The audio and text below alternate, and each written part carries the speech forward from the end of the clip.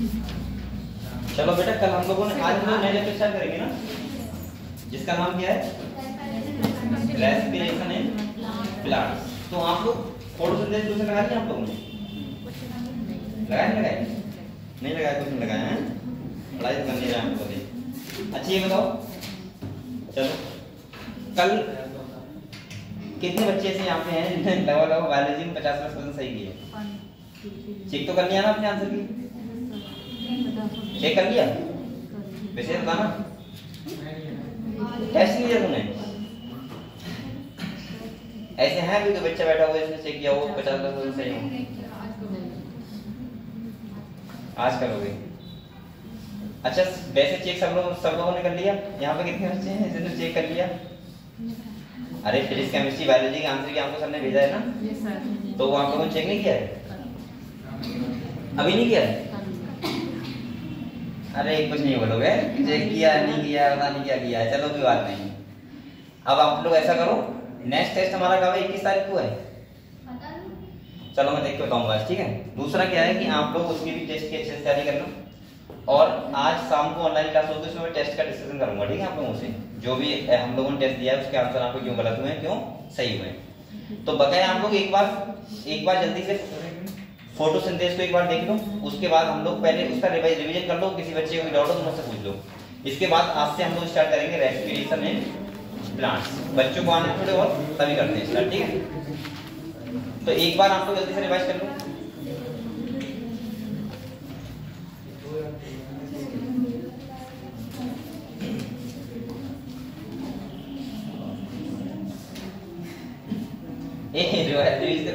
Revise करो बेटा, बातें मत करो।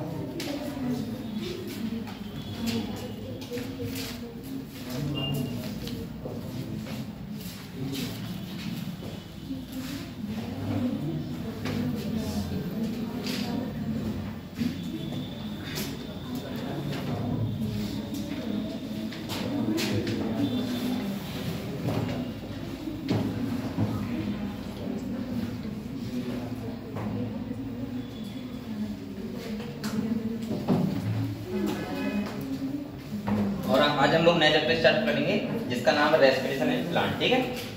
तो जल्दी से आप लोग फोटोसिंथेसिस का रिवीजन करो, कोई लोग बातें मत करो कोई भी।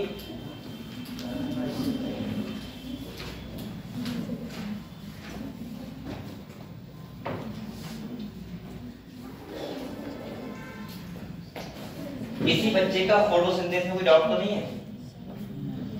और आप लोग बेटा पढ़ाई बहुत मेहनत से करते रहो, ठीक है। सबसे पहले पढ़ाई करो मेहनत से, कोई टाइम टेबल बनाओ अपना पढ़ने का, और दूसरा क्योंकि पढ़ना बहुत जरूरी है। और बेटा आप लोग, मैंने बार बार बोला है, आप लोग कंटिन्यू पढ़ाई किया करो, ठीक है। ऐसा नहीं कि एक दिन कर लिया उसके बाद 2 दिन आराम कर लिया, फिर 3 दिन कर लिया, फिर आराम कर लिया, ऐसा नहीं। कंटिन्यू पढ़ाई करना पड़ेगी आप लोगों को, और वो भी मेहनत से बहुत ज्यादा, ठीक है। तो बकाया आप लोग रिवाइज करो, तब तक बच्चे आ रहे हैं, फिर हम लोग अगले बढ़ते हैं, ठीक है।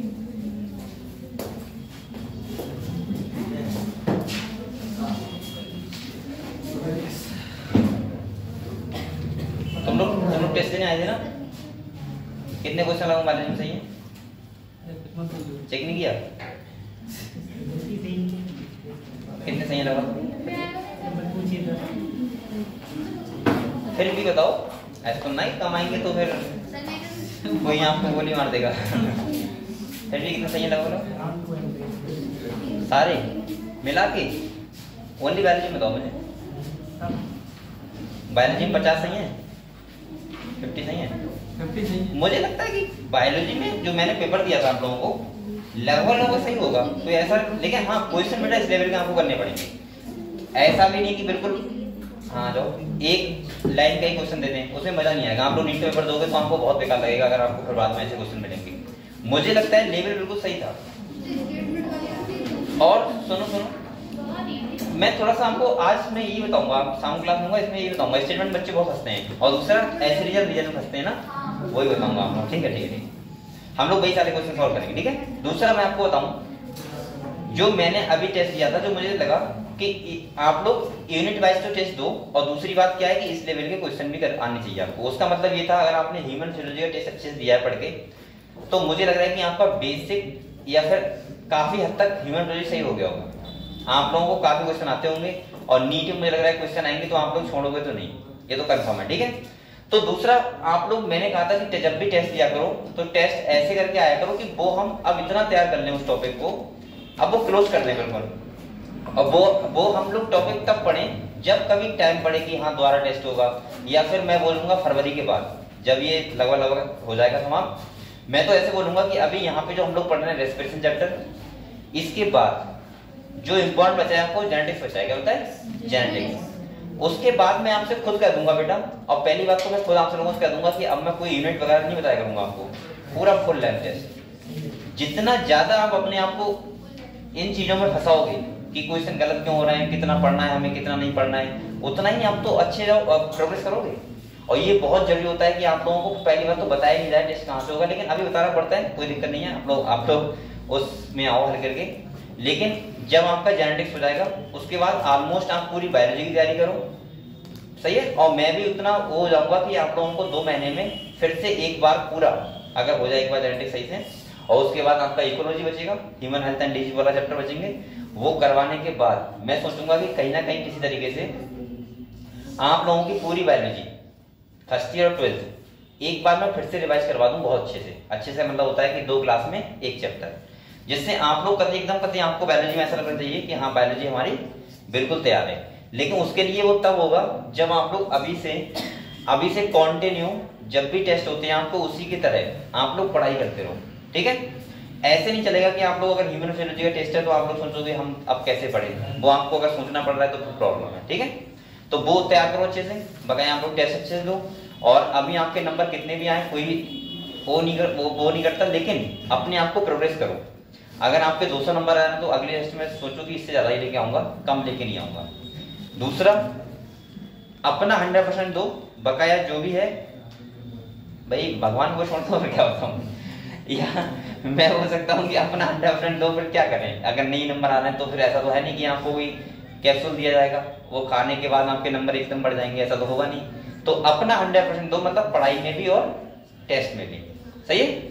अपनी गलतियों को सुधारो कि हमारे कौन कौन से ऐसे चैप्टर हैं जो हमें तैयार नहीं है, कौन कौन से ऐसे यूनिट है जो तैयार नहीं है, वो सब चीजें आप करने लगोगे, बस वही तो होता है। क्या होता है, अभी आपका टेस्ट हुआ, एक बार इसको देखो कि मेरे कौन कौन से क्वेश्चन गलत हो रहे हैं, क्यों हुए हैं, मतलब मैं इसको कर सकता था लेकिन गलत क्यों हुए हैं, उसको एक बार देखो। ये काम करना सब जो आप लोग करने लगोगे तो आप लोग खुद अच्छे से तैयार हो जाओगे। ऐसा नहीं कि कोई भी स्टूडेंट होता है या कोई भी होता है सबको सीख के आता है, सीख के कोई नहीं आता। यहीं पे हर करके अपने आप को प्रिपेयर जितना अच्छे से करोगे उतना ही आप लोग तैयार होते रहोगे, ठीक है। और एकदम से कोई भी भगवान नहीं बन जाता, हल्की हल्की चीजें लगती हैं तैयार होने में, बस आप लोग। लेकिन वही है कि आप लोगों को रुकना नहीं है। रुकने का मतलब होता है कि पढ़ाई स्टॉप नहीं करनी है, ये ध्यान रखा करो। मेहनत से पढ़ाई करो, पहली मैंने कहा था। दूसरा, कॉन्टिन्यूस पढ़ाई करो। कॉन्टिन्यूस का मतलब होता है आप 2 घंटे दो अपने आप को, लेकिन डेली दो। ऐसा नहीं होना चाहिए कि आज शादी में जाना है या आज बर्थडे पार्टी है या फिर आज सोना है, ये सब नहीं करना है, ठीक है। अगर आप लोग ये करोगे तो आप लोगों का रिथम बिगड़ जाएगा, और रिथम पढ़ाई में रखना बहुत जरूरी होता है, सही है। और ये बहुत जरूरी होता है। ये नीट वगैरह होते हैं जो एग्जाम बेटा 1 साल के नहीं होते, 1 साल में आप लोग पूरा तैयार करके पेपर देके एमबीएस बन जाओगे। नीट हो गया, आईएएस हो गया, आईआईटी हो गया, ये सब एग्जाम ऐसे होते हैं कि इनको टाइम देना होता है, लेकिन अपने आप को लगातार लगे रहो। मेरे ऐसे एक का दोस्त हैं जो 60% जिसमें 12th में आई थी, अब वो एमबीएस कर रहे हैं 60% 12th में मार्क्स लाने के बाद। अब हम लोग सोच सकते हो 60% इसके 12th में मार्क्स होंगे तो वो एवरेज अच्छा होगा बिल्कुल।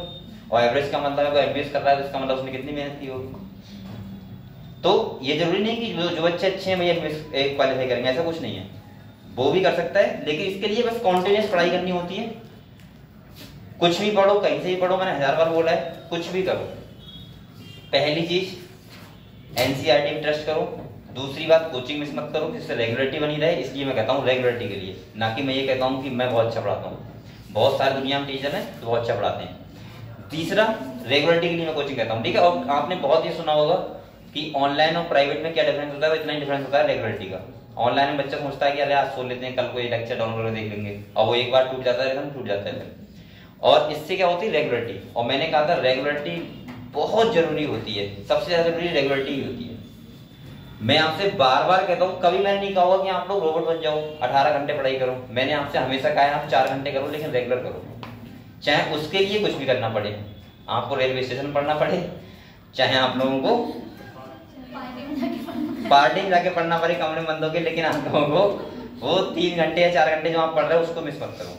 अगर आपके मिस हो रहे हैं तो आप लोग उस पार्टी को कैंसिल कर दो, स्किप करो और अपना पढ़ाई को ध्यान दो। और इतना अगर कोई रेगुलरिटी रहेगा तो मुझे नहीं लगता कि वो बच्चा पीछे रहेगा, कभी नहीं रहेगा। और एक बात बताऊं आपको, एक तेज बच्चे में जो हम लोग कहते हैं तेज बच्चा है पढ़ने में, एक कहता है कि मैं क्या हूँ, कमजोर हूँ। तेज बच्चे में और कमजोर बच्चे में एक तो डिफरेंस होता है।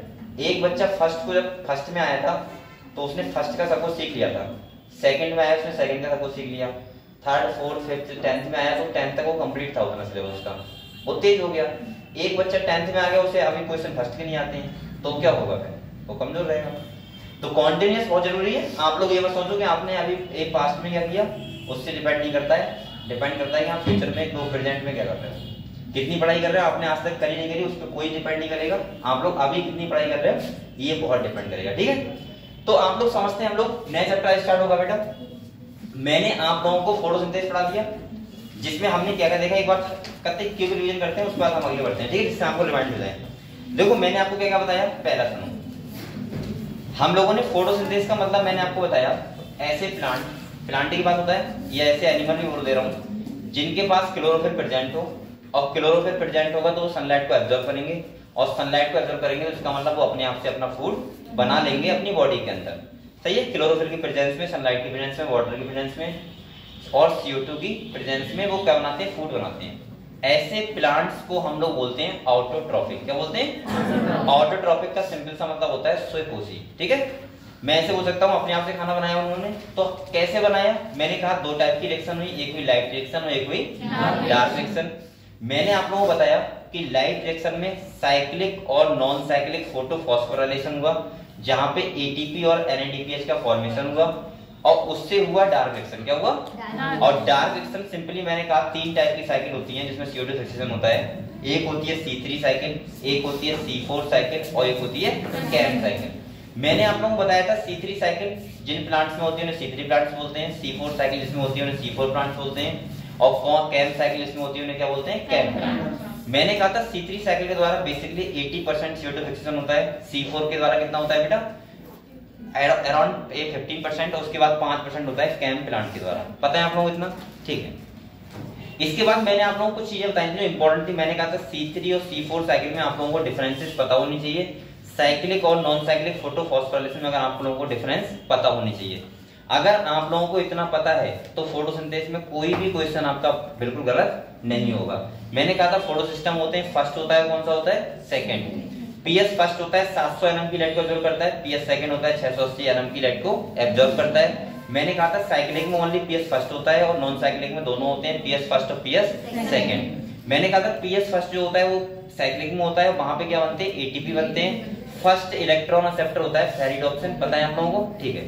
दूसरा मैंने कहा था जो नॉन साइक्लिक होता है वहां पे फर्स्ट इलेक्ट्रॉन एक्सेप्टर होता है थियोफाइटिन, और दूसरा मैंने कहा था यहाँ पे वाटर की स्प्लिटिंग होती है, और वाटर की स्प्लिटिंग होती है तो इलेक्ट्रॉन ट्रांसपोर्ट होता है, और ये होता है नॉन साइक्लिक मैनर में, जिसे हम लोग जेड स्कीम भी बोलते हैं। यहाँ पे ATP बनता है और क्या बनता है, NADPH, दोनों बनते हैं। अगर वाटर की स्प्लिटिंग होगी तो यहाँ पे ऑक्सीजन लिबरेशन होगा, एटमॉस्फेयर में आएगा, किसके द्वारा, नॉन साइक्लिक। ये हम लोगों ने पढ़ लिया था साइक्लिक और नॉन साइक्लिक में।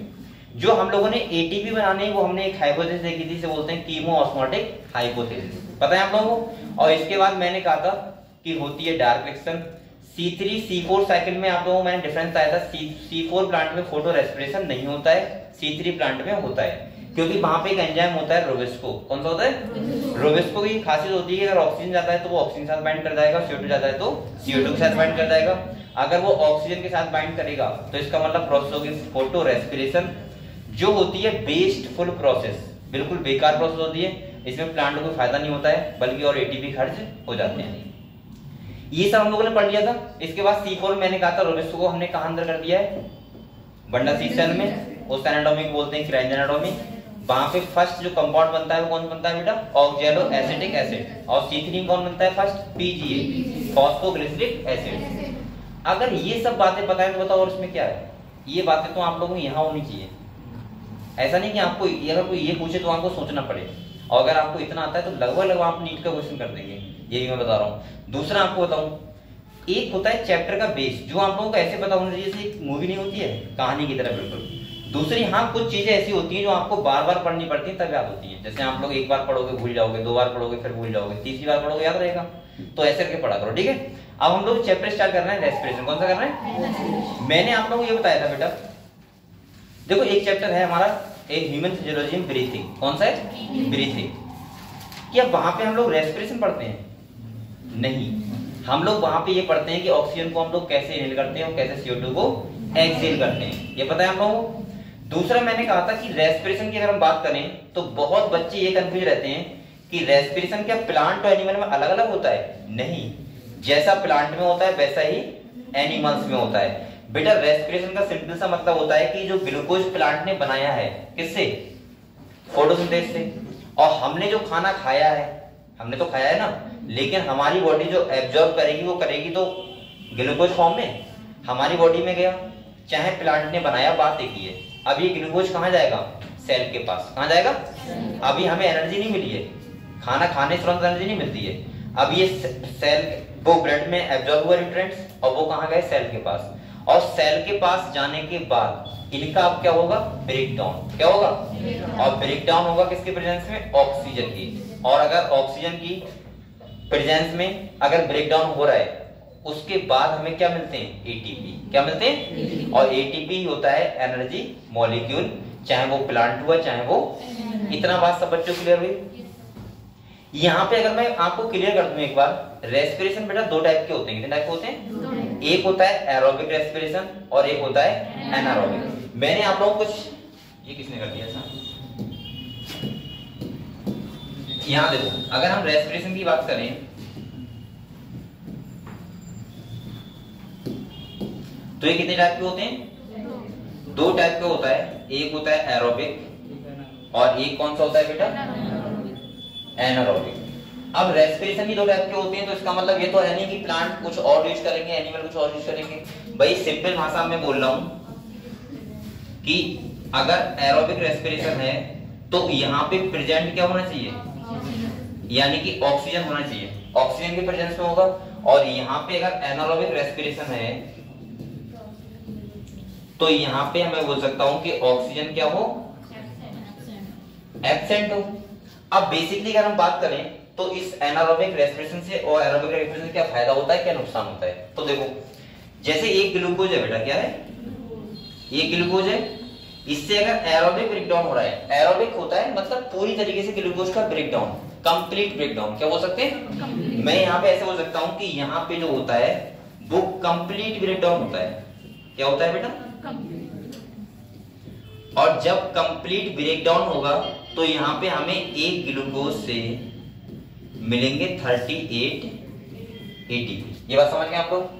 क्योंकि अगर कंप्लीट का मतलब है तो ये होता है कि जो ग्लूकोज आप खाओगे, ग्लूकोज जाएगा सेल के अंदर, वो माइटोकॉन्ड्रिया के अंदर भी जाएगा और माइटोकॉन्ड्रिया प्रेजेंट होना चाहिए। और माइटोकॉन्ड्रिया होगा तो इसका मतलब क्या होगा कि माइटोकॉन्ड्रिया में आपको पता है क्रेब्स साइकिल होती है। क्या होती है? और तब होता है क्या? Complete breakdown. ये बात समझ गए आप लोग? यहाँ पे देखो क्या होता है, यहाँ पे बेटा होता है इनकम्प्लीट ब्रेकडाउन। क्या हो? ये कैसे होगा?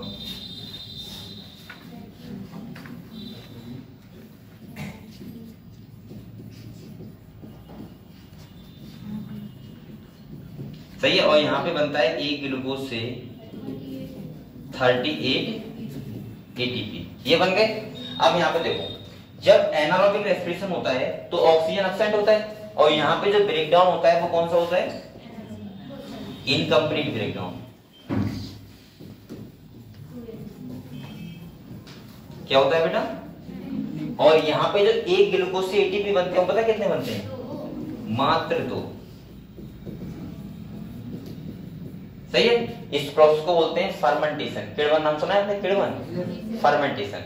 और आपको पता है इनकम्प्लीट ब्रेकडाउन बेसिकली जो हम पढ़ते हैं वो 2 जगह पढ़ते हैं। एक तो होता है ईस्ट में और एक होता है हमारी मसल में। जब ईस्ट में होता है तो आपको पता है वहां बनता है एल्कोहल। क्या बनता है? एल्कोहल बनता है। जो आपकी किताब में दिया है बस मैं अभी वो बता रहा हूं, ठीक है? सही है। इसके इसमें होगा तो क्या बनेगा बेटा? Ethyl alcohol. और यहां पे जो होगा तो क्या बनता है?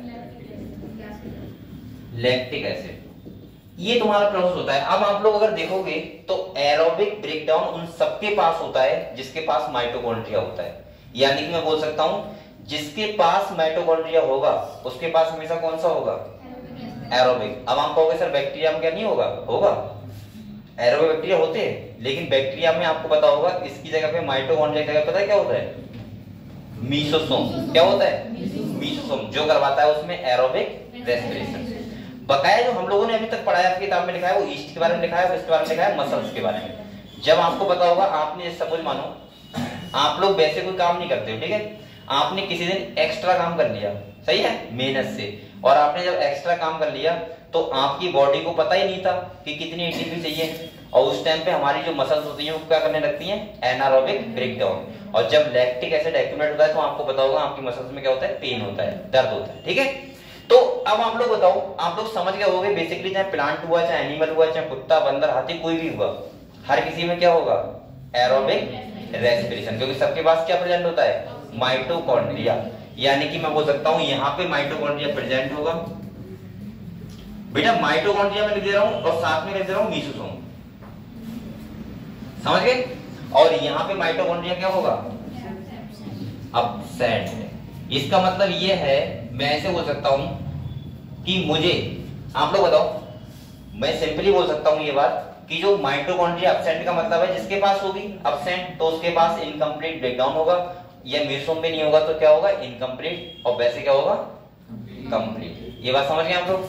तो ये वाला पोर्शन समझे रेस्पिरेशन का, किसी को लिखना है क्या, देखो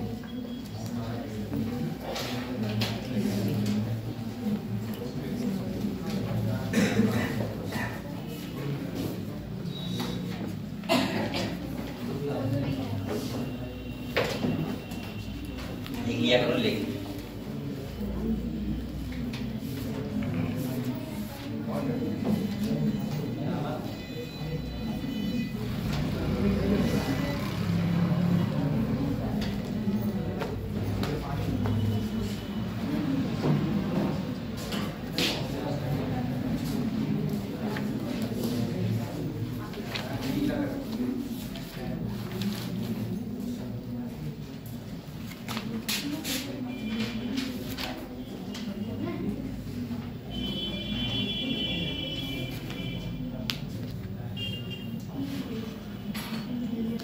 देखो बेटा सब लोग,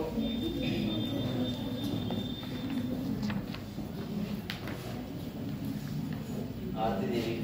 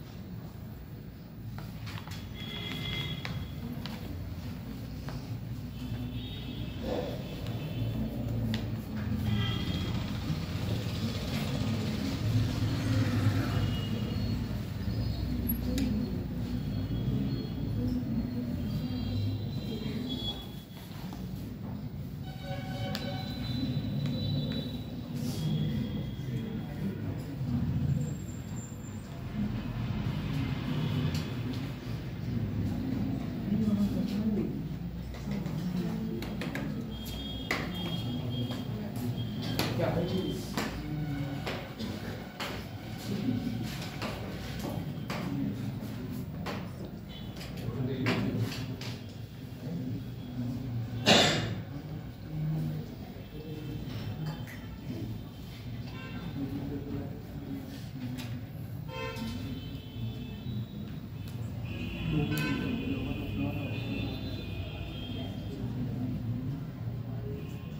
जैसे मैं करूंगा, चल फिर रहा था करना, वैसे करूंगा हाथ रहा करो, तो क्यों नहीं आता, क्यों नहीं आता, चल और कौन नहीं आता, बाप नहीं आती, और कौन आते, इतने बच्चे नहीं आते, बकायदा भाई थे। चलो मैगी नंबर किसके आ सकते हैं, तब वाला पता है किसी को, बायोलॉजी ये बन गए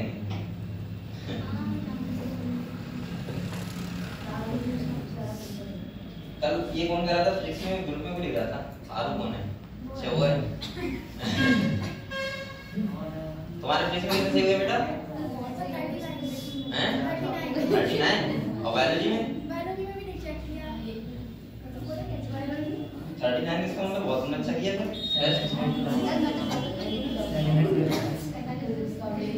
क्योंकि 39 क्वेश्चन सही करना इसका मतलब अपने आप में बहुत अच्छी बात है। और बायोलॉजी में 70 प्लस करना चाहिए।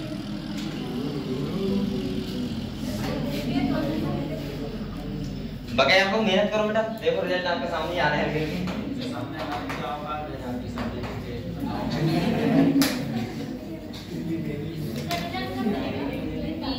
रिजल्ट सरकारी रिजल्ट पता है, गूगल पता है सरकारी रिजल्ट कुछ आता नहीं। मिल जाएगा, कल मिल जाएगा। आज आपको अभी ये करोगे, थोड़ी देर बाद देखना। अरे 2 मिनट लगते हैं, कर लिया करो, जल्दी जाता है, वरना बहुत बेचारे दो लोग करते रहते हैं। हम हमारी कॉपी नहीं करोगे, दूसरी करोगे। हाँ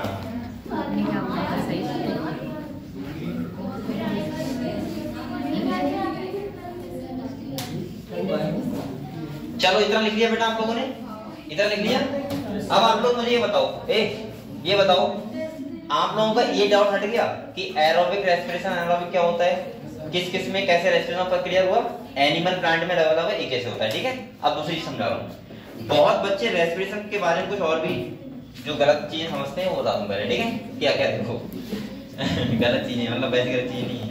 यहाँ देखो, जैसे यहाँ पे देखो, मैंने आपको जब ब्रीथिंग पढ़ाया था तो ये बताया था। आप लोग बताओ, अगर ये क्या है बेटा, लंग्स है, सही, आराम समझो, जल्दबाजी नहीं। चैप्टर ये बच्चों को बहुत कठिन लगता है, इसलिए मैं आपको काफी तरीके से समझाऊंगा आपको। ठीक है, ये लंग्स है। अब बोल कौन रहा है, बोलो मत कोई। और ये क्या है बेटा, हार्ट, क्या है, हार्ट है। ठीक है, और ये क्या है, सेल। आप लोग बताओ, इन्हीं चीजों की जरूरत पड़ेगी, इन्हीं की जरूरत पड़ेगी। अब मैं ऐसे बोल सकता हूँ, सेल थोड़ा बड़ा बनाऊं ना, ये सेल है, और सेल में भी हमें किसकी जरूरत पड़ेगी, माइटोकॉन्ड्रिया। किसकी पड़ेगी बेटा, तो मैं पूरा माइटोकॉन्ड्रिया बना दे रहा हूँ यहाँ पे। ये माइटोकॉन्ड्रिया भी, जिसका आपको और अच्छे से क्लियर करना चाहिए। ठीक है, अब आप लोग समझो एक बात, यहाँ पे देखो, ये लंग्स हैं, ये क्या है बेटा, हार्ट है, और ये क्या है, सेल। होता क्या है रेस्पिरेशन, बेसिकली मैं ये बता रहा हूँ आपको। ठीक है, बहुत अच्छे से। यहाँ पे देखो एक बात, मुझे ये बताओ, ये लंग्स है ना, तो यहाँ से ये वो जाएगा, ब्लड यहाँ जाता है, और यहाँ के बाद यहाँ, और यहाँ के बाद कहाँ जाएगा, सेल के लिए। सेल से आता है तो यहाँ आता है, और इसके बाद यहाँ, और इसके बाद यहाँ, ऐसे होता है। ये तो आपको पता होगा, ये पता है ना।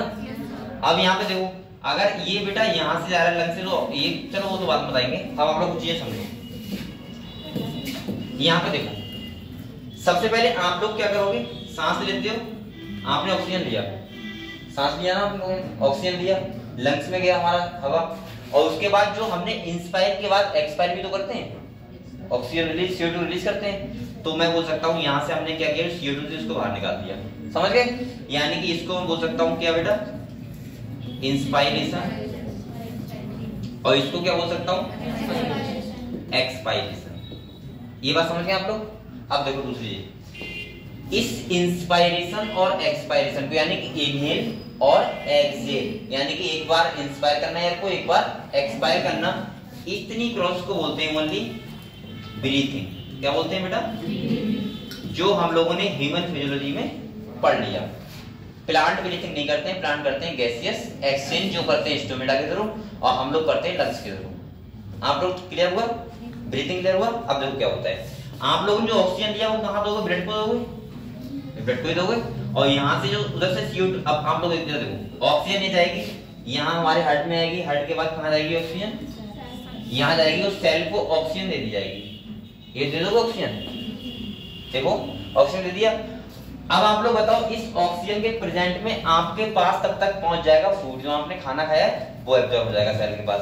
और यहाँ पे ऑक्सीजन की प्रेजेंस में जो तुम्हारा फूड होगा, क्या होगा बेटा, फूड। मैं यहाँ पे ग्लूकोज लिखूंगा, ग्लूकोज ऐसे, ग्लूकोज जो होगा उसका क्या होगा, ब्रेकडाउन। क्या होगा, ब्रेकडाउन होगा।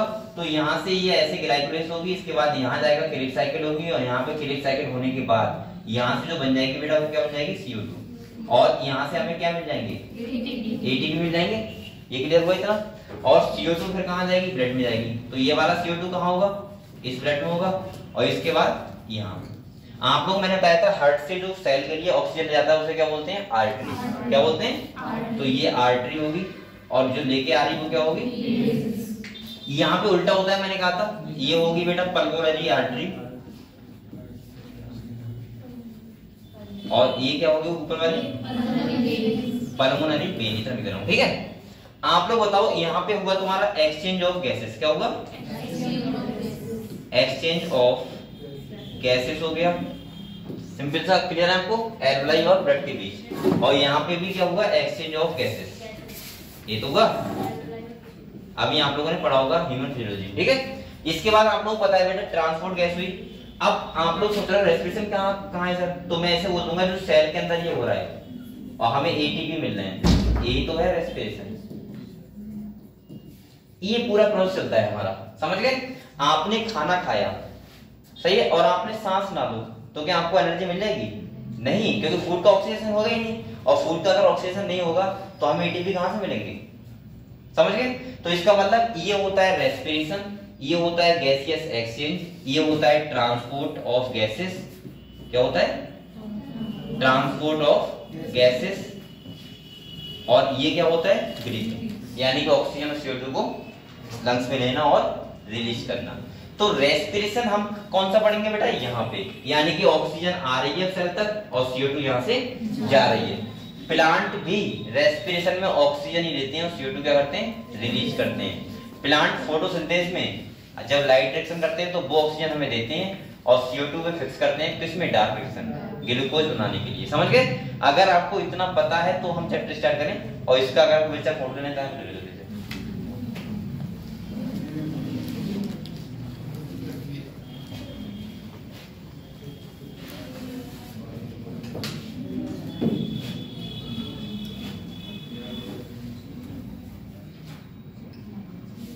आप लोगों का बहुत फोटो हुआ ना, ये फोटो ले घर रख लेते हो आराम से, डिलीट कर देते हो आगे।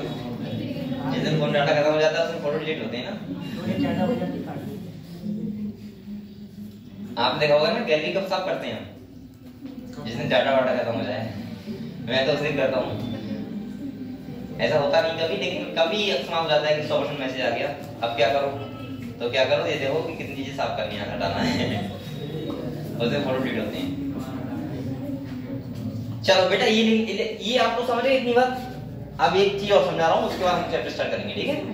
अब मैं आपको ये समझाऊंगा कि इस चैप्टर में हमें पढ़ना क्या क्या है, क्या क्या पढ़ना है, और कहाँ पे कैसे ग्लूकोज से हमें 38 ATP बनाने हैं। क्लियर हुआ, तो देखो अब आप लोग नेक्स्ट आ जाओ बेटा, नेक्स्ट टॉपिक पे।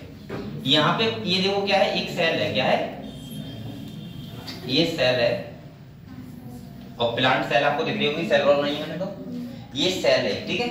यहाँ पे देखो, आप लोग बताओ यहाँ पे मुझे क्या चाहिए बेटा, माइटोकॉन्ड्रिया चाहिए ना। अब बातें मत करो, इंपॉर्टेंट चल रहा है, वरना रेस्पिरेशन को समझ नहीं आएगा आपको। ये देखो, ये माइटोकॉन्ड्रिया। मुझे अच्छा ये बताओ, किसी और ऑर्गन से मतलब है रेस्पिरेशन में? नहीं। मुझे क्या मतलब, भाई क्लोरोप्लास्ट होता तो उसका काम होता है फोटोसिंथेसिस, यहाँ तो कोई काम नहीं है। न्यूक्लियस का काम क्या होता है, जेनेटिक मटेरियल होता है उसके अंदर, यहाँ कोई काम नहीं है। राइबोसोम का काम होता है जेनेटिक्स में प्रोटीन सिंथेसिस करना, यहाँ कोई काम नहीं है। हम तो रेस्पिरेशन पढ़ रहे हैं, तो हमें किससे मतलब है, माइटोकॉन्ड्रिया और साइटोप्लाज्म। तो ये है साइटोप्लाज्म, और ये क्या है बेटा, माइटोकॉन्ड्रिया, ठीक है। ये है माइटोकॉन्ड्रिया। अब यहाँ पे देखो आप लोग, यहाँ पे मैं स्टार्टिंग से बात करता हूँ।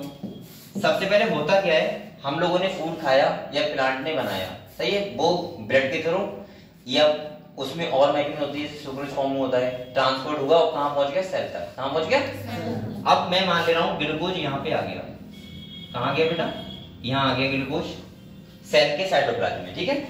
सबसे पहले यहाँ पे क्या होता है, ग्लूकोज का ब्रेकडाउन होता है और एक साइकिल चलती है, इसे बोलते हैं ग्लाइकोलाइसिस। क्या बोलते हैं, ग्लाइकोलाइसिस।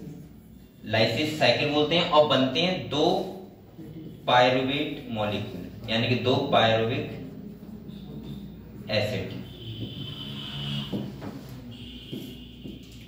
सही है, 2 पायरुविक एसिड के मॉलिक्यूल मिलकर बन गए। यानी कि अभी तो ये इनकम्प्लीट ब्रेकडाउन हुआ है ना किसका, ग्लूकोज का। अब ये 10 स्टेप प्रोसेस होती है तब भी इनकम्प्लीट हुआ है, अभी पूरी तरीके से ये ब्रेकडाउन नहीं हुआ है। यहाँ पे हमें मिला क्या, तो वो भी साथ में बात करते हैं, ठीक है। यहाँ पे सिंपली भाषा में जो हमें मिला वो देखो, एक तो हमें मिलते हैं यहाँ पे 2 एटीपी। क्या मिलते हैं इस साइकिल से, जब ग्लाइकोलाइसिस होती है तो वहां पे कितने एटीपी मिलते हैं, 2 मिलते 4 हैं, लेकिन 2 खर्च हो जाते हैं। और 2 क्या मिलते हैं बेटा, NADPH। यानी कि मैं ऐसे बोल सकता हूँ एक NADPH में कितने एटीपी होते हैं, 3। कितने होते हैं, तो मुझे टोटल मिले 8 एटीपी। यहाँ से देखा जाए तो कितने मिलेंगे, 8। यानी कि 3 दूनी 6 एटीपी हो गए NADPH के, और 2 एटीपी वैसे हो गए, टोटल मुझे कितने मिल गए, 8।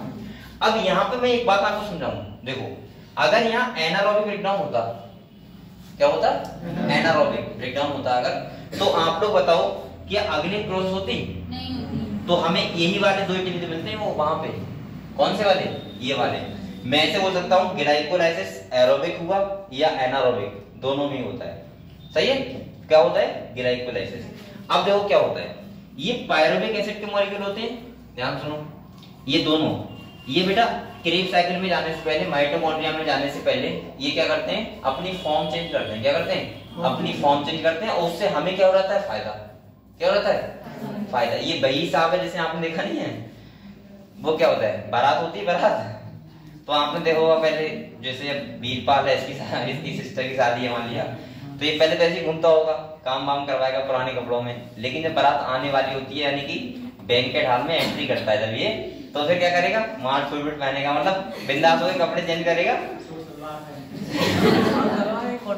अब जो भी पहनेगा, लेकिन ये अपने आप को चेंज तो करेगा ना, और ये चेंज करेगा। ऐसा ही हिसाब यहाँ पे है, एक पायरुविक एसिड के मॉलिक्यूल जब क्रेब साइकिल माइटोकॉन्ड्रिया में एंट्री करते हैं तो अपनी फॉर्म क्या करते हैं, चेंज। और जब ये चेंज करते हैं तो उसको बोलते हैं एसिटाइल कोएंजाइम ए, ये इसमें चेंज कर लेते हैं, और इससे हमें फायदा मिल जाता है। फायदा क्या मिलता है बेटा, ये 2 ही तो मॉलिक्यूल होंगे, और इससे हमें फायदा क्या मिलता है कि हमें यहाँ से 2 NADPH मिल जाते हैं।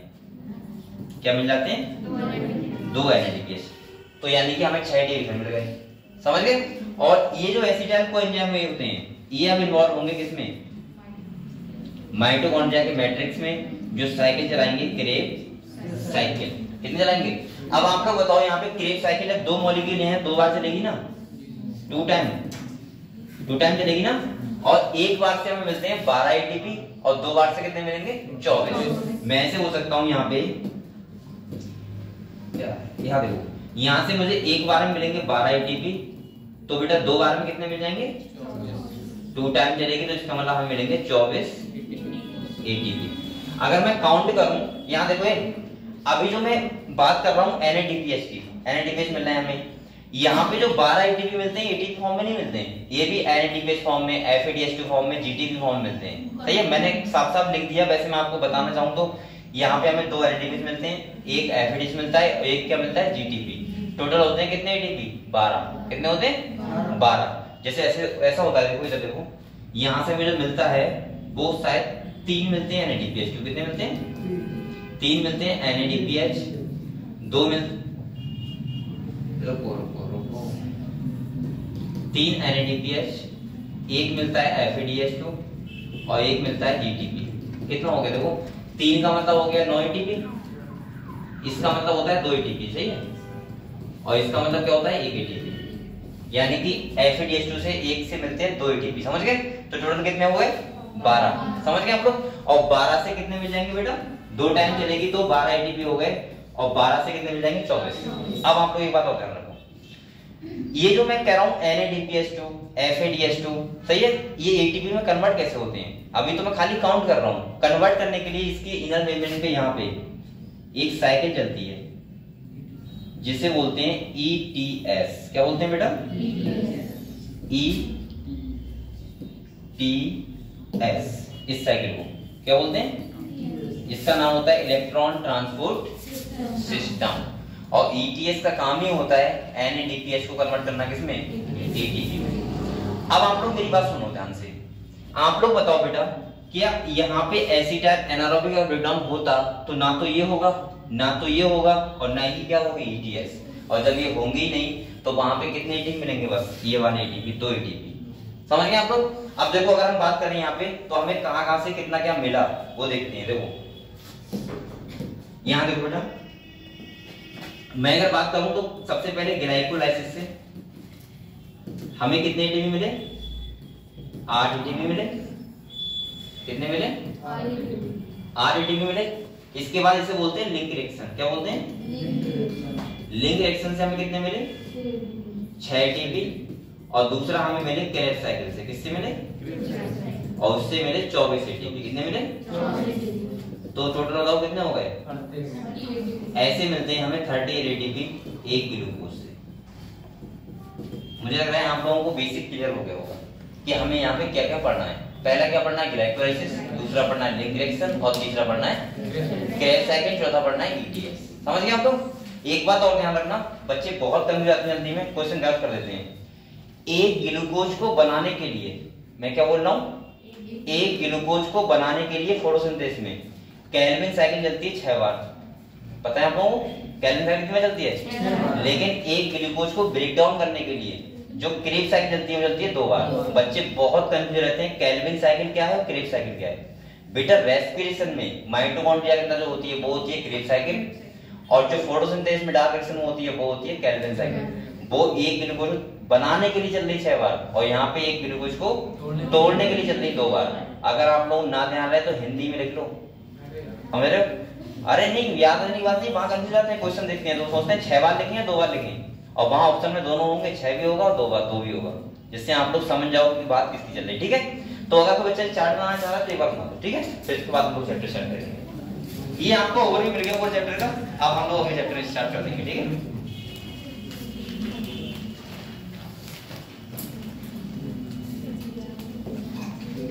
बेटा ये सब एक्स्ट्रा बोलिए मैं आपके लिए कर रहा हूँ, समझ रहे हो, वरना मैं डायरेक्ट 4 चैप्टर स्टार्ट करवा देता। लेकिन मुझे लग रहा है कि एक बार आपके दिमाग में फंस जाएगी चैप्टर को कैसे पढ़ना है और इस चैप्टर में क्या क्या पढ़ना है, ठीक है। देखो एक बार देखो,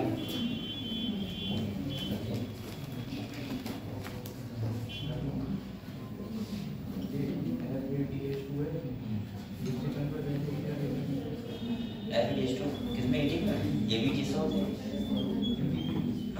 ये सब ETS होता है, उससे होता है FADH2 से। अरे ETS का मतलब होता है हाइड्रोजन को ग्रेडियंट बनाना, तो यहाँ से हाइड्रोजन रिलीज होते हैं बस।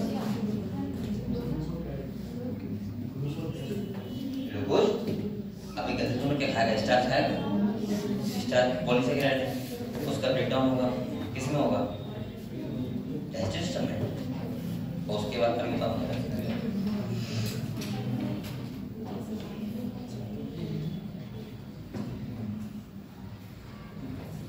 ये हम लोग इस चैप्टर का ओवरव्यू पूरा है जो आप लोग बना सकते हो। इसके बाद हम लोग एक करके पढ़ेंगे सब चीजें, ठीक है।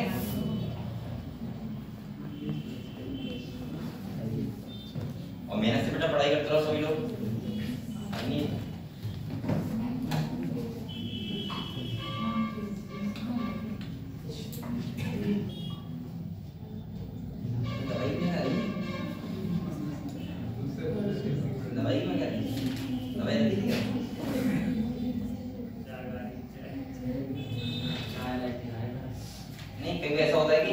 हम लोग को प्रोटीन वगैरह पीते हैं कभी, बोतल में पी लेते हैं तो वो प्रोटीन नहीं खाती है, ऐसा लग रहा है प्रोटीन क्या नहीं। चलो कोई बात नहीं।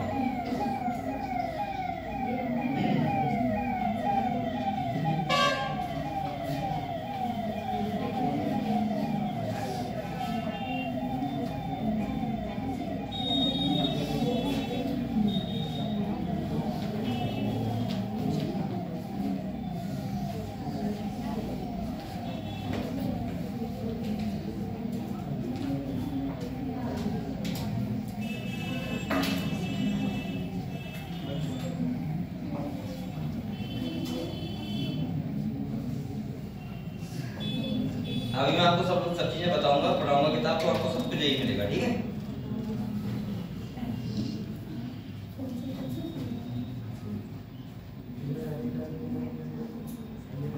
कैसे एक कंपाउंड बनता है,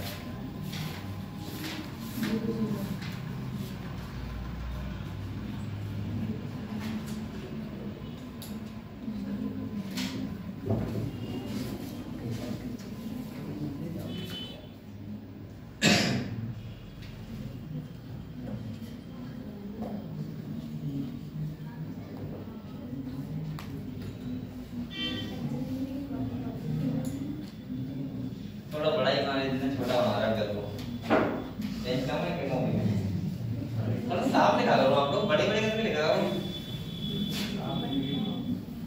ये तो कहते अगर ये पूरे बना लेते यहाँ तक लिखने में तो क्या हो जाता कोई सॉल्व ना बनाना था इस तरह के लोग में नरेश कर हाँ नहीं और में देखोगे मतलब जो चीज इसको अच्छे से बनाओ क्योंकि ये इंपॉर्टेंट है ना आप लोगों के लिए इतना पता होना चाहिए आप लोगों को तभी तो अभी करोगे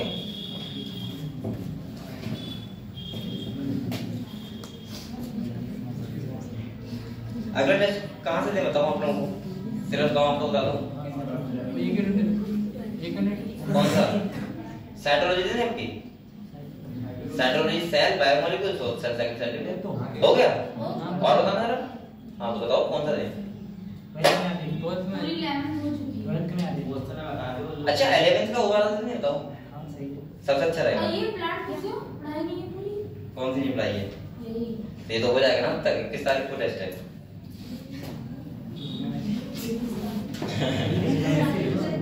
अभी कंफर्म नहीं किसको लेकिन किसके बाद होगा या फिर किसको होगा नहीं किसको बताना है कोई ये बताने से मतलब नहीं है वो हम डिसाइड करेंगे लेकिन मेन चीज ये है कि आप लोग ये बताओ टेस्ट आपको कहां से चाहिए आप बता दीजिए फुल 11 दे दें आराम से तैयार करो बैठ के केवल बायो में फुल 11 दीजिएगा उसमें ज्यादा किसमें मैं तो बायोलॉजी की बात कर रहा हूं खाली सही है लेकिन ऐसा नहीं कि मैं पूरी बायोलॉजी दूंगा लेकिन दूंगा कहूं कहीं से भी लेकिन आप लोगों को क्या होना चाहिए पूरी एक कॉन्फिडेंस लेके आओ अपने अंदर अभी बच्चे सुनाओ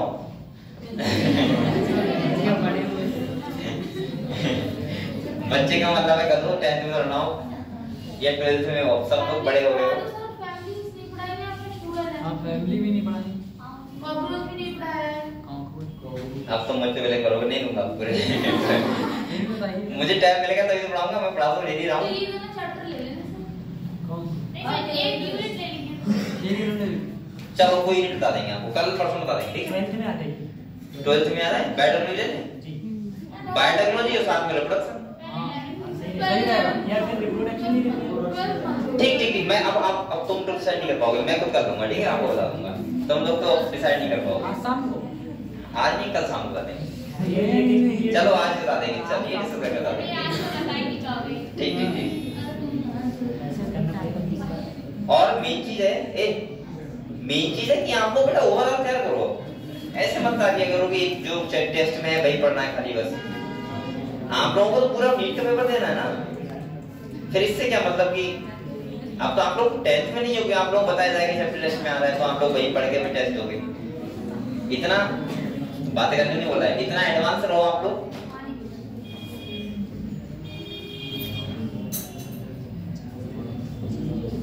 ये बच्ची कितना एडवांस रहती है तो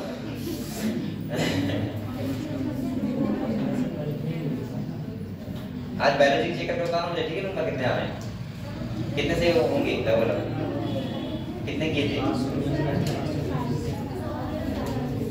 सारे 90 कर दिए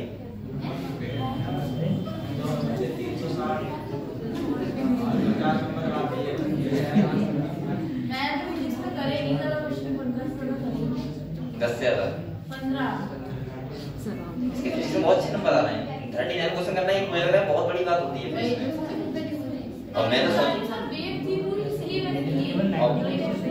और मैं तो सोच ही नहीं सकता इसके बारे में वैसे ही मुझे डर लगता है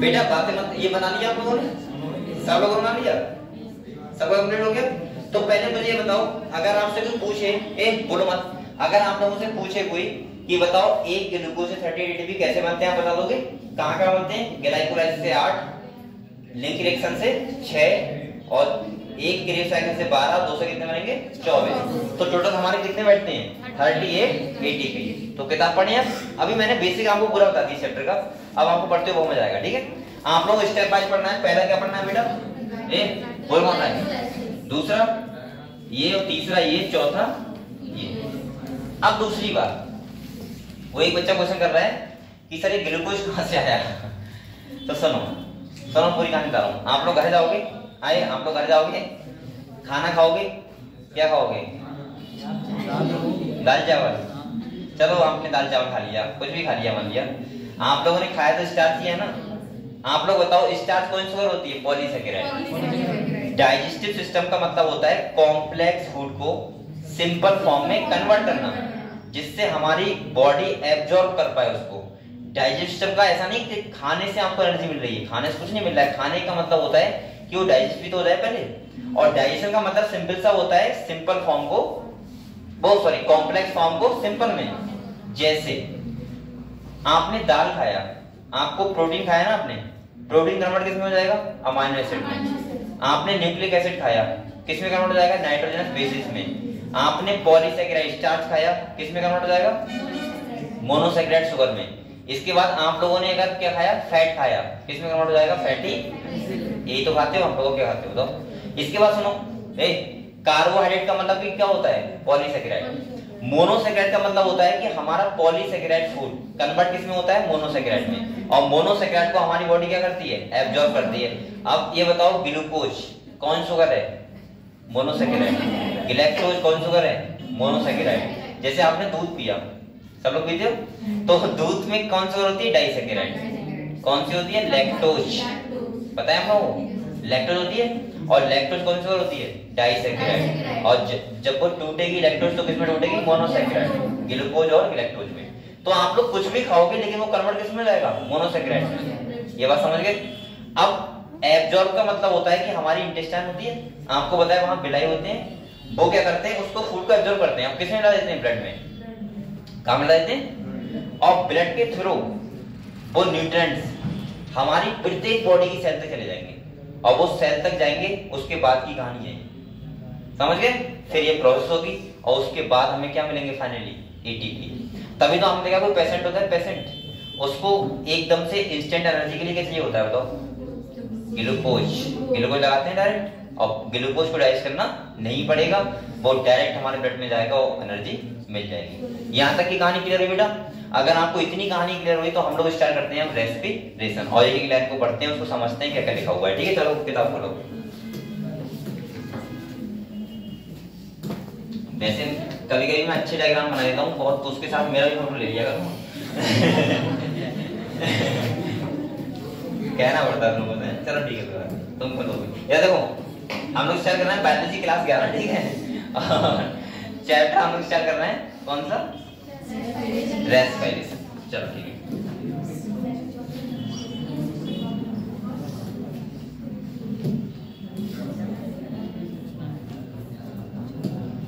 अब यहाँ पे जो अभी हमने पढ़ा है ना, वो सब लिखा हुआ होगा। देखो एक लाइन करके पढ़ते हैं। आप लोग किताब लगाओ बेटा। Respiration plant. अब आपको ये पढ़ते हुए बहुत मजा आएगा, क्योंकि आप लोगों ने सब पहले सीख लिया है। तो देखो ये क्लास बर्बाद कर दी पूरी।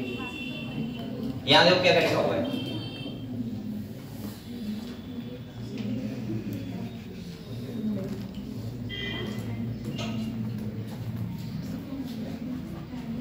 देखो कह रहे आल, और क्या हो गया?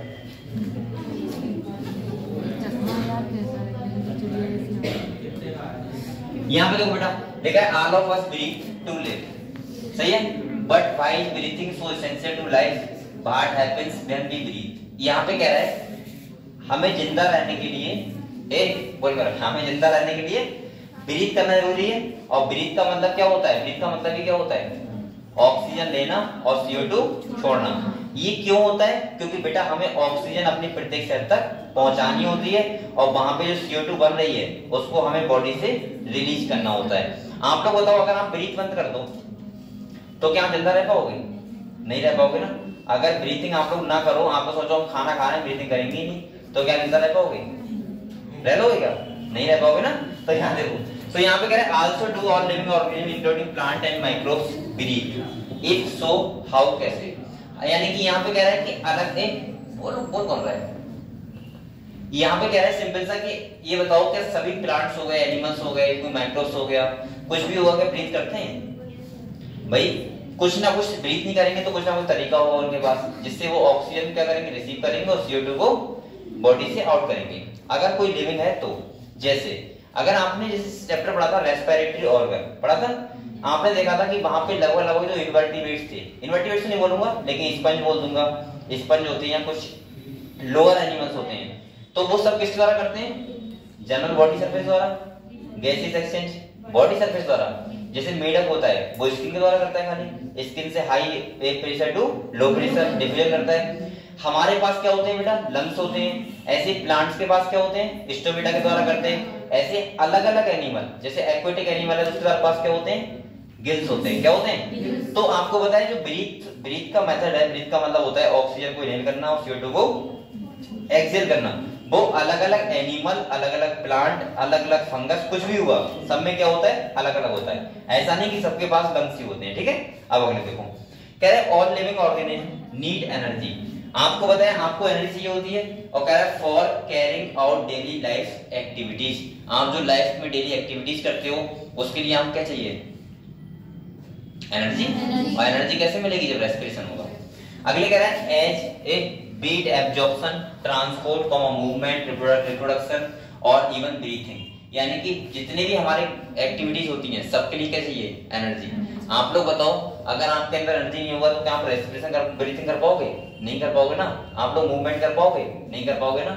तो जितनी भी डाइजेशन कर पाएगा क्या? कुछ नहीं हो पाएगा, क्योंकि आपके अंदर अगर एनर्जी नहीं होगी तो। अगले कह रहे हैं where does all this energy come from. ये एनर्जी कहां से आती है हमारे अंदर? क्योंकि हम लोग क्या करते हैं? खाना खाते हैं, और खाना खाते हैं तो उसका क्या होता है? ब्रेकडाउन होता है, और ब्रेकडाउन होता है तो क्या मिलती है? एनर्जी मिलती है। अगले कह रहे हैं we know we eat food for energy. देखा है कि हम लोग क्या करते हैं? खाना खाते हैं, और उससे हमें क्या मिलती है बेटा? एनर्जी मिलती है।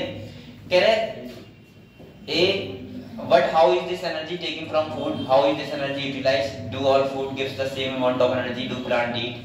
Where do plant get? कितना सस्ता पॉइंट लिखा है। कह रहे हैं डू प्लांट्स ईट? प्लांट भी खाना खाते हैं। मतलब अभी इसके पहले वाला चैप्टर कौन सा है? फोटोसिंथेसिस, उसमें पढ़ा है अभी कि प्लांट खाना बनाते हैं। अरे देखो, कह रहा है where do plants get their energy from?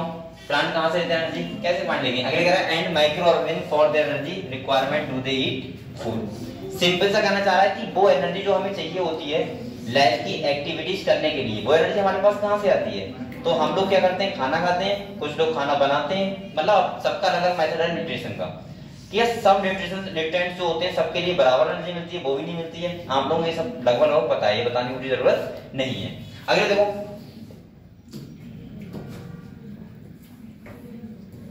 बेटा यहाँ पे कह रहा है all the energy required for life process. 10th में चैप्टर पढ़ा होगा कि लाइफ प्रोसेस पढ़ा है, जिसमें डाइजेशन होता है, रेस्पिरेशन होता है, ऐसा कुछ होता है। कह रहा है is obtained by oxidation of some. मैंने कौन सा दिया? ये वाला। चलो ठीक है। यहाँ पे कह रहा है you may wonder at the several question raised above. They may seem to very discounted, but in reality the process of breathing is very much connected to the process of release of energy from food. यहाँ पे कह रहा है कि ऊपर जितने भी question है आपको सब लगभग पता है कि हम फूड क्यों खाते हैं, फूड से एनर्जी कैसे मिलती है। लेकिन यहाँ पे सिंपल सा कह रहा है कि हम फूड खाने से खाली एनर्जी नहीं मिलेगी, हमें साथ में क्या करना पड़ेगा? ब्रीथिंग। क्या करना पड़ेगा? और ब्रीथिंग क्यों करना पड़ेगा? क्योंकि हमें ऑक्सीजन चाहिए। क्यों? क्योंकि फूड का हमें क्या करना है? ऑक्सीजन करना है। ऑक्सीजन करना है, इसका मतलब क्या करना है? तभी तो हमें टीम मिलेंगे, जो हम लोग रेस्पिरेशन में भी पढ़ेंगे। अगले कह रहा है बेटा let us try and understand how this happen. हम लोग समझते हैं कि ये कैसे करके होता है। देखो यहाँ पे क्या कह रहा है? कह रहा है all the energy required for life process. Life process का मतलब होता है लाइफ एक्टिविटीज के लिए हमें जो भी एनर्जी की रिक्वायरमेंट होती है, कह रहा है is obtain by oxidation of some macro molecules that we call food. यानी कि हमारी बॉडी के लिए जो भी एनर्जी की रिक्वायरमेंट होती है उसके लिए हम क्या करते हैं? खाना खाते हैं, और खाने क्या होता है? ऑक्सीडेशन। और बेटा ऑक्सीडेशन कब होगा? जब हमारे पास ऑक्सीजन होगी, बस। तो इसका मतलब ब्रीथिंग का और मैं बोल सकता हूँ फूड के ऑक्सीडेशन का एक गहरा संबंध है। अगले देखो, कह रहा है only green plant and cyanobacteria can prepare their own food by the process of photosynthesis. यहाँ कह रहा है ग्रीन प्लांट है या फिर कौन से? साइनोबैक्टीरिया। साइनोबैक्टीरिया कौन होता है? Blue green algae. अच्छा कुछ चलता है। इसके बाद और कौन होता है जो फूड अपना बना लेता है? जैसे एग्लिना बना लेता है। इन्होंने बात बहुत कम करी है, यहाँ पे छोटी बात की है। दूसरा आपको पता है डाइनोफ्लैजिलेट, सॉरी डाइनोफ्लैजिलेट, हाँ उसके पास भी होता है गोनियोलेक्स। दूसरा अगर मैं बात करूं सारे बैक्टीरिया बहुत सारे फोटोसिंथेसिस होते हैं, तो बहुत सारी चीजें हैं, लेकिन यहाँ पे खाली दो बातें कर रहा है।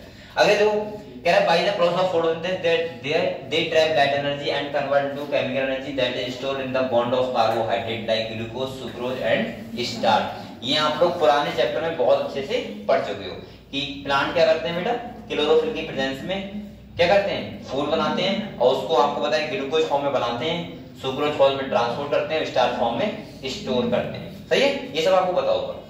अगले कह रहा है बेटा बी मस्ट, बोलो मत, कह रहा है be must remember that in green plant too not all cell tissue and organ photosynthesis only cell containing chloroplasts that are most often located in the superficial layer carry out photosynthesis। आपको पता है कि जो plant photosynthesis करते हैं उसमें ऐसा नहीं कि सारे ऑर्गन्स इन्वॉल्व होते हैं।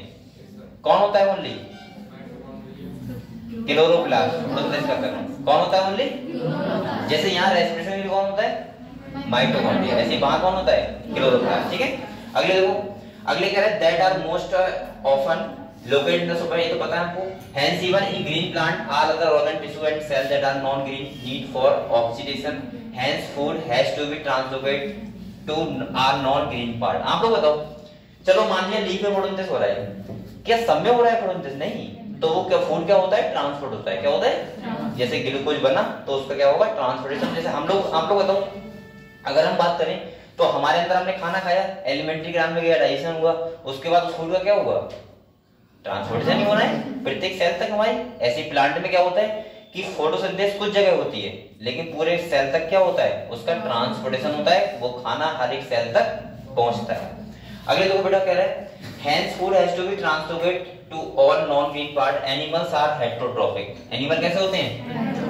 हेटेरोट्रॉफिक मतलब दूसरों के ऊपर डिपेंड नहीं बोलना, फूड के लिए डिपेंड होना।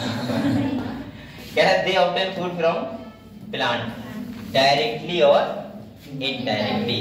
ये डायरेक्टली और इनडायरेक्टली को लिखा है इन्होंने, डायरेक्टली प्लांट्स के लिए और इनडायरेक्टली एनिमल्स जो एनिमल्स। अब तुम बोलो, जैसे सपोज मानो तुम बोलो कि सर हम तो प्लांट नहीं खाते हैं, कुछ ऐसे एक का वो नमूना कि वो प्लांट नहीं खाता हो, ऐसे मैंने एक नमूने देखे हैं जो कहते हैं कि मैं तो कभी नहीं खाता, सब्जी तो खाता ही नहीं हूं मैं।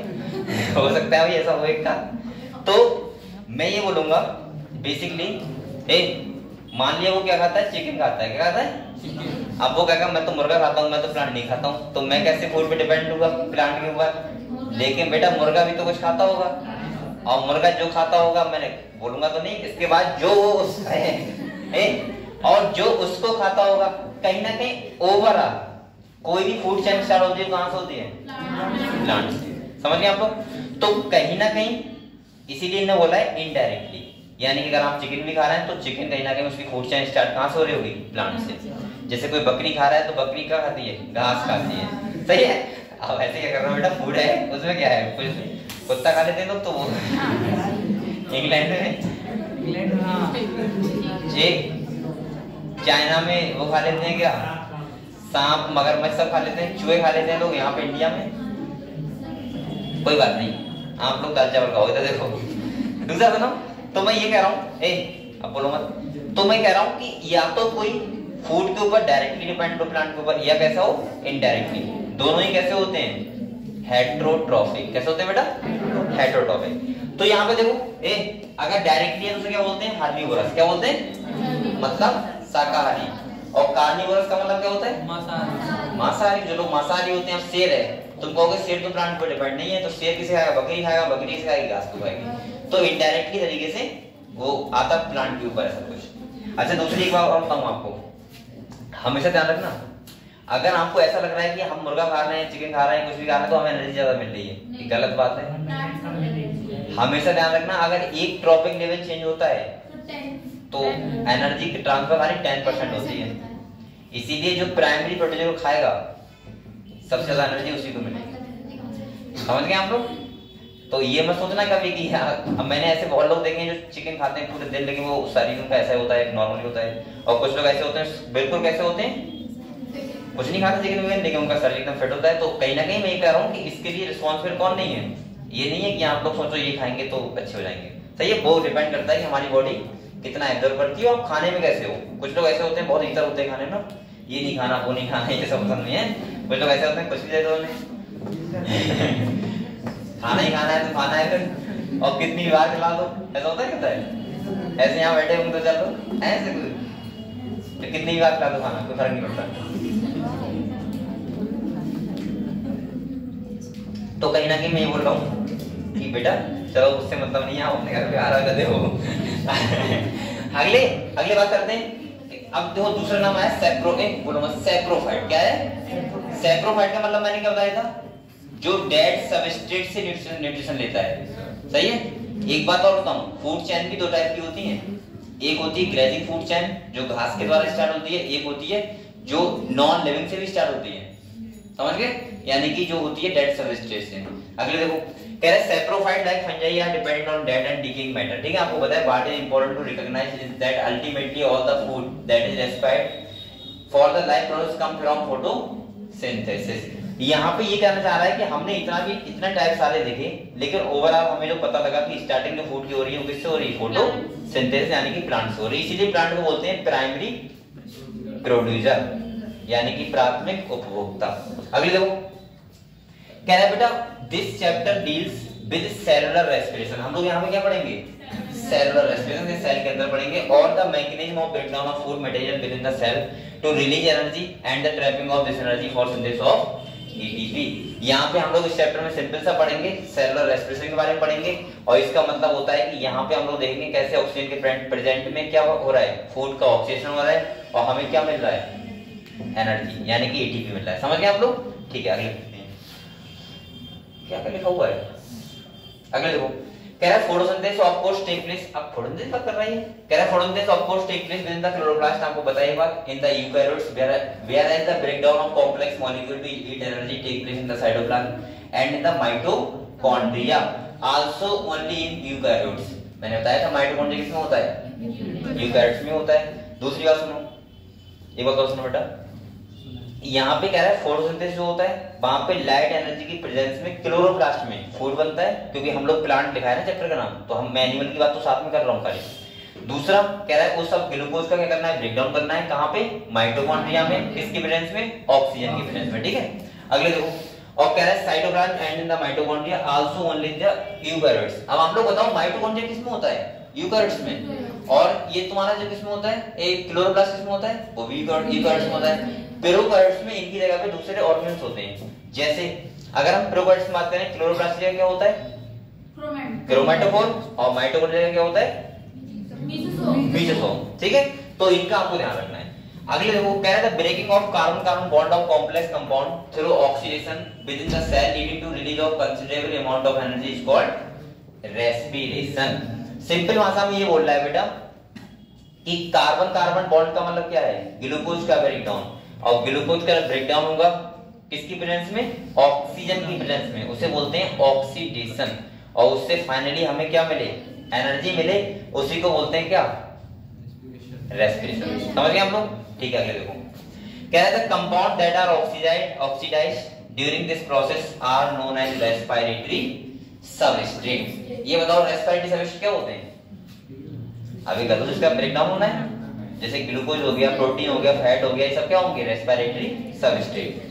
अगले देखो कह रहा है usually carbohydrate are oxidised to release energy but protein, fat and even organic acid can be used as respiratory substrate in some plant under certain conditions. आप लोग बताओ बेटा, अगर हम प्लांट की बात करें तो प्लांट में क्या बनता है, ग्लूकोज बनता है, तो बेसिकली तो ग्लूकोज के हम पढ़ेंगे यहाँ पे, लेकिन कह रहा है कुछ कंडीशन ऐसी होती है जहाँ प्रोटीन, लिपिड या फिर इन चीजों का ब्रेकडाउन होता है। बेसिकली जो प्लांट होता है उसके अंदर कार्बोहाइड्रेट ही होता है, और उसका ही ब्रेकडाउन पढ़ेंगे। ठीक है, अगले देखो कहाँ पे, under certain condition during oxidation within a cell all the energy contained in respiratory substrate is not released free into the cell और in a single step, it is released in a series of slow step by reaction controlled by enzyme and is trapped as chemical energy in the form of ATP. आप लोग ये बताओ क्या breakdown का एक single step process होती है, नहीं ना, बहुत सारी प्रोसेस होती है। जैसे अगर मैं ग्लाइकोलिसिस की बात करूं तो यहाँ पे 10 स्टेप प्रोसेस होती है, कितनी होती है,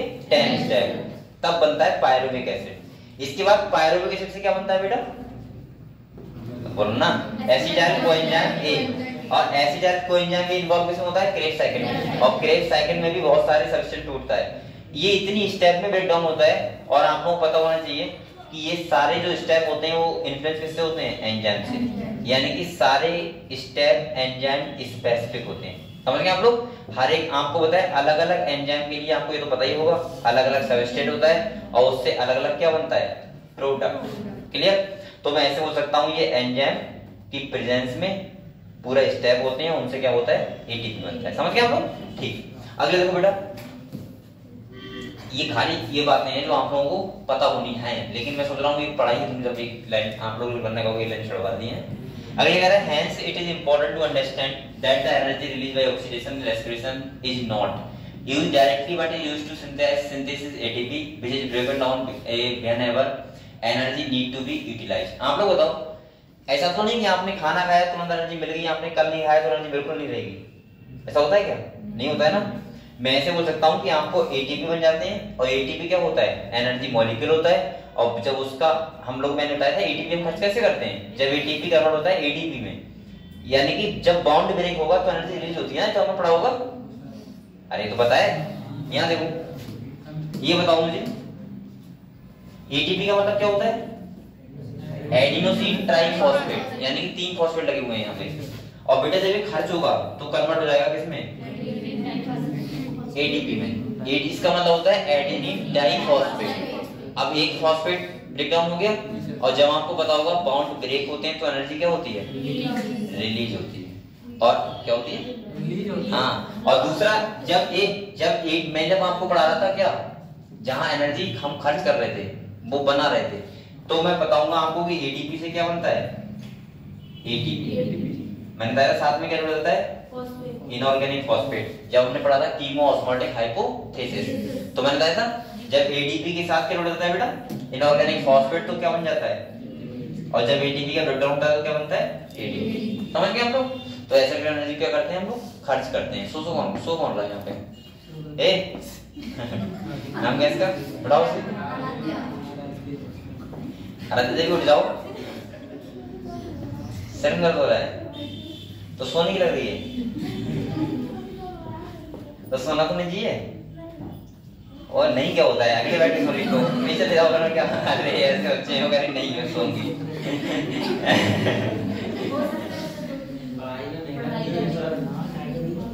ये तो सकता है। तो समझ लिया, मैंने कुछ नहीं कहा। मैंने एक बार पूछा है खाली, ऐसा तो नहीं कि हाथ से उठा के यहाँ पानी डाल दिया उसके ऊपर कि हम नहीं सोओगी, तो ऐसा तो नहीं किया ना। चलो ठीक है, सो जाओ। अब सो जाओ, देखो सो जाओ। अब सोना चाहिए। ठीक है। अब सुनो आप लोग बेटा, यहाँ पे देखो कह रहे basis breakdown whenever energy need to be utilized, hence ATP act as the energy currency of the cell। ATP क्या होता है? एनर्जी करेंसी होता है किसका? सेल का। और अगले कह रहा है बेटा, अब देख लो इधर, currency of cell, this energy trapped in ATP is utilized in various energy requiring process of the organism, and the carbon skeleton produced during respiration is used as procedure of biosynthesis of other molecules in the cell। मतलब जितनी भी हमारी ATP बन गए तो ये क्या है? एनर्जी करेंसी है। और हम लोग जो भी रिएक्शन होगा हमारी बॉडी में, जो भी चीजें होंगी, जो एक्टिविटी होगी, उसमें सब एटीपी क्या होंगे? खर्च होंगे। समझ गए आप लोग? क्लियर हुआ? ठीक। अगले हम लोग अभी एक टॉपिक आता है हमारा, डू यू प्लांट ब्रीथ। चलो एक बार रिवाइज कर लो जल्दी से। क्या बोलते हैं?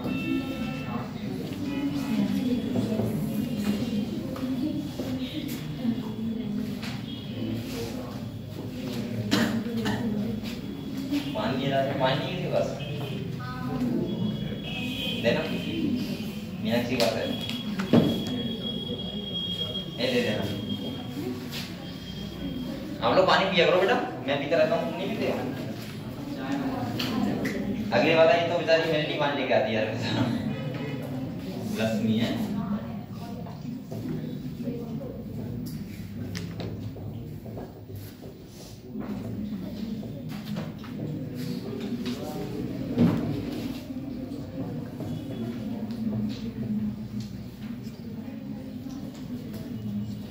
इसके सोने से क्या आ रहा है? मैं कानपुर पढ़ाई करता था, ठीक है, कानपुर।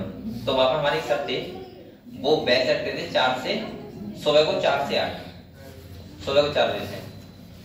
अब बच्चों को जाना होता था, मैं भी जाता था। और फिर हमारी कोचिंग उसके बाद होती थी 2 से 8 शाम को, 2 बजे से 8 बजे तक रात के। तो 4 से शायद 8 था, उसके बाद हम हॉस्टल आते थे, खाना वाना खाया और उसके बाद फिर चले गए, ठीक है, खाना वाना खा गए। तो उन्होंने साफ साफ कह दिया था आएंगे सब, जिसे सोना हो आराम से सो सकता है। तो बहुत, क्योंकि ऐसा होता है कि अगर तुम प्रेजेंट, जैसे प्रेजेंट वहां पे ऐसा कोचिंग अगर आ रहे हो, अगर आप कोचिंग नहीं आए तो कोचिंग में जाने के लिए वहां पे फिंगर लगता था, तो उससे अगर आप नहीं लगाए तो आपकी एब्सेंट लग जाएगी और एब्सेंट का मैसेज पहुंचेगा पापा के पास, फिर पापा हाँ क्या कर रहा है बेटा, ये सब वो सब। तो आपको इतने डिसीजन लेने के बजाय चले जाओगे, क्या करना है, अब रोज एब्सेंट तो लगेगी, पापा भी नाराज होंगे ना कि क्यों कोचिंग छुट्टी। अब उन्हें तुम घर वालों को ये समझाओगे कि ऐसा है पापा, वो एक्स्ट्रा क्लास पढ़ाते हैं 4 से 8, तो वो कहेंगे क्या ये बेकार होता है क्या? और अगर तुम्हें बेकार लग रहा है तैयारी क्यों कर रहे हो, तो वो तो पता है फादर होते हैं भाई, उन्हें समझ में कैसे आ जाएगा ये बात। तो अब जाना पड़ता था, तो वहां पे क्या होता था 50% बच्चे बैग लेके आए। अब भाई 4 बजे तुम आए, उसको सोचो 8 बजे तक पहले पढ़ाया आपने, रात के 8 बजे तक, उसके बाद खाना वाना खाते तो 10 साढ़े 10 बज जाते हैं, 10:30 के बाद थोड़ी देर पढ़ोगे तो 12 बज जाएगा, 2 बज जाएंगे। अब तुम्हें 4 बजे फिराना है, तो बच्चे बहुत सारे ऐसे करते थे, आए बैग खाली प्रेजेंट लग जाए बस, उसके बाद बैग रखा सामने, सो गए, मस्त सो रहे 8 बजे तक। 8 बजे एक कहता वो क्लास हो गई है, चाय पीते हैं। तो और ये चीजें सब होनी चाहिए, हमें सीखने को मिलती है लाइफ में। मैं नहीं सोना चाहिए मैं कह रहा हूँ कि आप कहीं भी सो सकते हो, ऐसे जैसे हम लोग हैं, मैं कहीं भी सो जाता हूँ। मैं अपने ऑफिस में कुर्सी पे आराम से 1 घंटा सो लेता हूँ अगर मुझे नींद आ रही तो दिन में, वरना कोई सोचेगा कि हमें वो चाहिए, क्या चाहिए, बेड चाहिए सोने के लिए, ऐसा कुछ नहीं है, ठीक है, आराम से सकते हो। और सोने का आपका इतना कम वो होना चाहिए कि अगर बिल्कुल ना सोए तब भी आप काम चला लो। ऐसा नहीं कि हमें 7 घंटे की नींद चाहिए, 8 घंटे की चाहिए। आप लोग अगर 4 घंटा सो रहे हो तो सही है, 4-5 घंटे सोना चाहिए, 5-6 घंटे ज्यादा नहीं सोना चाहिए मेरे हिसाब से। और वो अपनी हैबिट डालनी चाहिए आप लोगों को, और हैबिट का मतलब है हैबिट इतनी नहीं पड़ती है, हल्के में पड़ती है। आप लोगों को मतलब हल्के अगर आप कोशिश करोगे तो आप लोग कम सोच सकते हो, ठीक है। चलो ठीक है, ये बहुत कम सोते हैं, मैं तो तब भी सो लेता हूँ, देर तक बहुत कम सोते हैं। ये किसी टाइम मुझे लग रहा है 4 घंटे से मैं नहीं सोते हूँ कभी। देख सकते हाँ पूछना, वो तो यही कहते हैं आप। हाँ मैं भी नहीं सोता हूँ, हम दोनों की आदत है, क्या करूँ। देखो 2-3 बजे लाइब्रेरी से आते हैं, 2 बजे के टाइम, 2:30 बजे के टाइम। अब आपको पता है कोई बंदा 2:30 बजे लाइब्रेरी से आएगा तो एकदम सो ही नहीं जाएगा कि बटन दबाया, नींद आ गई बस सो गए। भाई कभी फोन चलाने लगे, थोड़ा बहुत देखने लगे कुछ, या फिर ऐसे सो गए, चलो 3 बजे सो गए। 3 बजे सोने के बाद हमें 7-8 बजे तक उठना पड़ता है, तो कितने घंटे हुए, 4 घंटे हुए। तो ये सब 4-5 घंटे से मैक्सिमम नहीं सोते हम लोग कभी भी, और ये शेड्यूल होता है और उठना ही होता है। ऐसा भी नहीं कि आपको लगेगा दिन में इनएक्टिव है, बताओ किसी टाइम लगाओ आपको नींद आ रही है, कभी नहीं लगेगी, कभी लगता है वो तब लगता है वो घर जाते हैं जब आ जाता है। ए बेटा अब हम लोग पढ़ते हैं डू प्लान ब्रीथ, ठीक है। प्लान क्या करते हैं, ब्रीथ करते हैं क्या, देखो कैसे करते हैं। यहाँ पे क्या है बेटा, यहाँ देखो पढ़ लो हम लोग। आगे क्या है, डू प्लांट ब्रीथ, कह रहा है well the answer to this question is not so direct. Yes plant require oxygen for respiration to occur and they also give out CO2। आप लोग पता है प्लांट के अंदर भी O2 चाहिए होता है उन्हें, और क्या देते हैं वो CO2 रिलीज करते हैं। अगला कह रहा है hence plant have system in place that ensure that availability of oxygen. CO2 release करेंगे ना, करेंगे, अरे मतलब रेस्पिरेशन की बात कर रहा हूं मैं। अगले देखो कह रहा है hence plant have system in place that ensure the availability of oxygen. Plant unlike animals have no specialized organ for gaseous exchange, but they have stomata and lenticles for this purpose. Plant के अंदर gaseous exchange के लिए बेटा क्या होते हैं, एक तो होता है स्टोमेटा, पता होगा आपको। स्टोमेटा के बारे में मैंने आपको काफी चीजें बता चुका हूँ। स्टोमेटा काम होता है पहला गैसियस एक्सचेंज, दूसरा हेल्प करते हैं ट्रांसपिरेशन, वाटर लॉस में। वो हेल्प तो नहीं है लेकिन एक बोलूंगा वो भी होना चाहिए प्लांट में। अगर ट्रांसपिरेशन नहीं होगा प्लांट में तो ट्रांसपिरेशन पुल नहीं बनेगा, और ट्रांसपिरेशन पुल नहीं बनेगा तो वाटर नीचे से एब्जॉर्ब नहीं हो पाएगा। तो इसका मतलब ये होता है कि ट्रांसपिरेशन होता है वाटर लॉस स्टोमेटा के द्वारा, और दूसरा क्या होता है गैसियस एक्सचेंज। अच्छा लेंटिकल हम जानते हो, लेंटिकल क्या होते हैं, जो प्लांट होते हैं उनका स्टेम में आपने देखा होगा दरार टाइप की होती है, और वही क्या होते हैं लेंटिकल्स। अरे देखा होगा आप लोगों का, तो देखा नहीं है, अभी देखा गूगल पे, रुक जाओ। इसके बाद क्या है हैं क्या? अंगूर के पेड़ में होते हैं। अंगूर के पेड़ में होते हैं, हाँ होते हैं, सही है। आगे कह रहा है what they have stomata and lenticels for the purpose. इस पर्पस के लिए क्या होते हैं? स्टोमेटा होते हैं और क्या होते हैं? लेंटिकल्स होते हैं। कह रहा है there are several reason why plant can get along without respiratory organ. First each plant part take care of its own gas exchange needs. There is a very little transport of gases from one plant part to another. यहाँ पे लोग क्या कह रहा है? यहाँ पे ये कह रहा है कि प्लांट के पार्ट होते हैं, लगभग उनकी हर सेल तक ऑक्सीजन बहुत जल्दी पहुंच जाती है। जैसे आप लोग बताओ कि वहां पे स्टोमेटा होते हैं पूरी लीफ पे होते हैं स्टोमेटा। हमारे पास क्या होता है? हमारे पास एक ही रेस्पिरेटरी ऑर्गन है, एक जगह से पास आउट होगा ऑक्सीजन और उसके बाद हमें सेल ब्लड के थ्रू हर सेल तक पहुंचाना है। लेकिन वहां पे बहुत सारे रास्ते होते हैं जिससे ऑक्सीजन ट्रांसपोर्ट हो जाता है। अगले क्या है बेटा? First, each plant part take care of its own gas exchange needs. There is a very little transport of gases from one plant part to another. अगले कह रहे हैं second plant do not present great demand for gas exchange. Root, stem, leaf, respirant rate of far lower than animal do. Only during photosynthesis are large volume of gases exchange and each leaf is well adapted to care of its own need during the provides. आप लोगों को बताओ, सुनो बेटा, बोलो मत।